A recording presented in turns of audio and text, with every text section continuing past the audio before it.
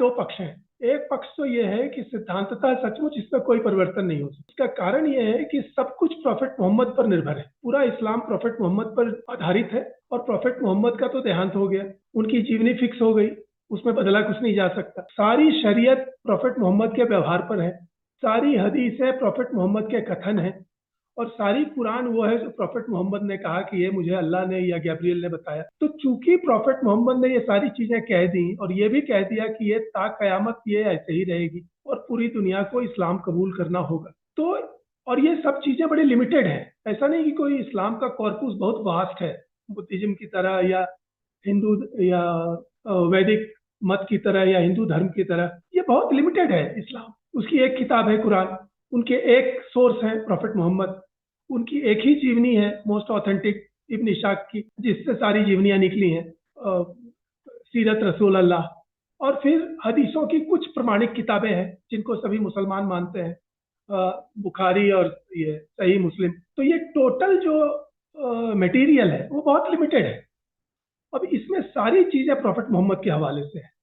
तो अगर आप इसमें एक चीज को खारिज करेंगे, अगर आप ये कहेंगे कि प्रॉफेट मोहम्मद ने ये कहा था लेकिन आज इसकी जरूरत नहीं है, तो आपको पता चलेगा कि फिर तो रास्ता खुल गया, फिर सारी चीजों को आप खारिज कर सकते हैं। तो इसीलिए कहा गया है कि इस्लाम चूंकि एक सीमलेस गारमेंट है, इसमें कहीं स्टिच नहीं है, कहीं बटन नहीं है, ये कंप्लीट वन पीस है। या ओरियाना फलासी ने इसके लिए कहा ये एक चट्टान है, वन ब्लॉक है। तो इसमें आप सुधार कैसे करेंगे? ये जहां भी आप सुधार करेंगे वो वहां से टूटना शुरू हो जाएगा, फिर उस टूटने का कोई अंत नहीं रहेगा। क्योंकि एक भी चीज इस्लाम की टिक नहीं सकती। अगर साइंटिफिक एनालिसिस की जाए, अगर हिस्टोरिकल एनालिसिस की जाए, या मोरल एनालिसिस की जाए, या लॉजिकल एनालिसिस की जाए, तो प्रॉफेट मोहम्मद की जीवनी, उनका व्यवहार, उनका युद्ध, उनके हमले, स्त्रियों के प्रति उनका उनके नियम, बच्चों के प्रति उनके नियम, काफिरों के प्रति उनके नियम, और जो साइंटिफिक बातें उन्होंने कही, धरती कैसे बनी, ये दुनिया में और कौन कौन से धर्म है, कैसे बने, कैसे आज उनकी स्थिति है, सारी चीजों में फॉल्ट है। तो इसमें समस्या ये है कि अगर एक भी चीज को आप मानते हैं कि ये गलत थी, तो आप एक प्रेसिडेंट क्रिएट करते हैं कि प्रॉफेट मोहम्मद की बात को भी गलत कहा जा सकता है, कुरान की एक पर्टिकुलर बात को गलत कहा जा सकता है, तो रास्ता खुल जाता है, फिर पूरी इस्लाम ध्वस्त हो जाएगी। ये एक पक्ष है कि इस्लाम में क्यों सुधार नहीं हो सकता। लेकिन दूसरा पक्ष ये है कि प्रॉफेट मोहम्मद ने कहा था कि दुनिया बस खत्म होने ही वाली है। मतलब उनके कहने का मतलब था कि विद इन ए जनरेशन। एक कहानी है कि कोई पूछता है कि ये आखिरत कब आने वाली है, दुनिया कब खत्म होने वाली है। तो वहां पर एक छोटा बच्चा बैठा होता है, प्रॉफेट मोहम्मद कहते हैं कि ये जो है ये अपनी पूरी आयु नहीं पूरा कर सकेगा, आखिरत उससे पहले आ जाएगी। मतलब वो बिल्कुल नजदीक है। तो 1400 साल हो गए, पूरे इस्लाम के जितने भी दावे थे, दुनिया पर हम कब्जा कर लेंगे, ये मुसलमान सबसे आगे बढ़े हुए लोग हैं, बाकी सब गए गुजरे लोग हैं, जाहिल हैं, और फिर अरब के ही लोग, और वो भी अरब में भी कुरैश ही इस्लाम का नेतृत्व करेंगे, ये सारी चीजें ऐतिहासिक कालक्रम में दिखती हैं कि एक भी सही साबित नहीं।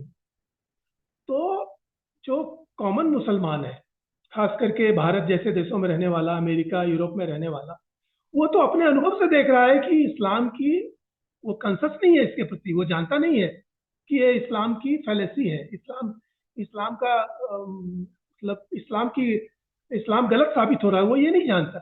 लेकिन उसका पूरा जीवन ये दिखाता है कि वो इस्लाम के विरुद्ध जी रहा है। जैसे प्रोफेट मोहम्मद ने कहा था कि किसी भी काफिर के शासन में तुमको नहीं रहना है। दुनिया के सारे बुद्धिमान और भले मुसलमान और अच्छा जीवन जीने वाले मुसलमान काफिरों के शासन में रह रहे हैं। अरबों का कोई अस्तित्व नहीं है। तुर्की ने 500-600 साल खलीफत टर्क लोगों ने चलाई।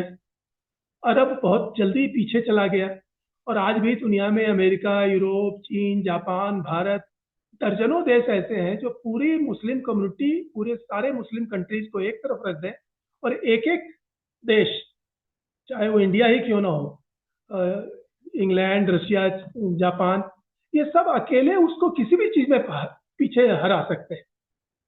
तो इस दृष्टि से यह भी दिखता है कि इस्लाम के सुधार के बिना ही मुसलमान इस बात को स्वीकार कर रहे हैं कि उनको गैर इस्लामी तरीके से पूरा जीवन मजे से जी सकते हैं। और इस्लाम उनके लिए कहीं सोर्स ऑफ इंस्पिरेशन या सोर्स ऑफ प्राइड बन के नहीं आता है। तो एक तरह का अंधविश्वास है या भय है या एक तरह की कम्युनिटी कल्चरल ट्रेडिशन है जिससे वो मुसलमान बने हुए। अगर उनको छोड़ दिया जाए, जो आपने पहले पिछला पूछा था कि अगर उनको छोड़ दिया जाए कि भाई तुम मुसलमान रहो या ना रहो, हमें कोई प्रॉब्लम नहीं है, तो मुझे लगता है कि दुनिया के अधिकांश मुसलमान, जिसको मध्यवर्गीय कहते हैं, पढ़े लिखे कहते हैं, वो इमीडिएटली 5 साल के अंदर इस्लाम से मुक्त हो जाए। तो उस रूप में इस्लाम में सुधार की गुंजाइश ही नहीं बचती है, इस्लाम टिकेगा ही नहीं। तो मैं इसका उत्तर यही समझता हूँ कि इस्लाम में थ्योरेटिकली प्रैक्टिकली सुधार की गुंजाइश नहीं है। लेकिन चूंकि गैर मुस्लिम दुनिया ही सब चीज में आगे है, साइंस में, टेक्नोलॉजी में, कल्चर में, लिटरेचर में, इवन सोशल पॉलिटिकल सिस्टम में, इसीलिए ऑटोमेटिक मुसलमान उनकी ओर आकर्षित होते हैं। तो एक तरह से इस्लाम को छोड़ते हैं। जैसे ये रिफ्यूजी जो जाते हैं, वो अफगानिस्तान से जाएं या अफ्रीका से जाएं, वो अमेरिका यूरोप का मुंह देखते हैं। कोई भी मुसलमान देश में नहीं जाता, कोई पाकिस्तान, अफगानिस्तान या अरब नहीं जाना चाहता, सब के सब अमेरिका, यूरोप, इवन भारत आना चाहते हैं। तो ये दिखता है कि उनको मुस्लिम जगत में उनके लिए कोई फ्यूचर नहीं है, कोई इंस्पिरेशन नहीं है, कोई अट्रैक्शन नहीं। तो एक तरह से ये दिखाता है कि इस्लाम में सुधार का प्रश्न थियोरेटिकली तो असंभव है और प्रैक्टिकली उसकी आवश्यकता नहीं है।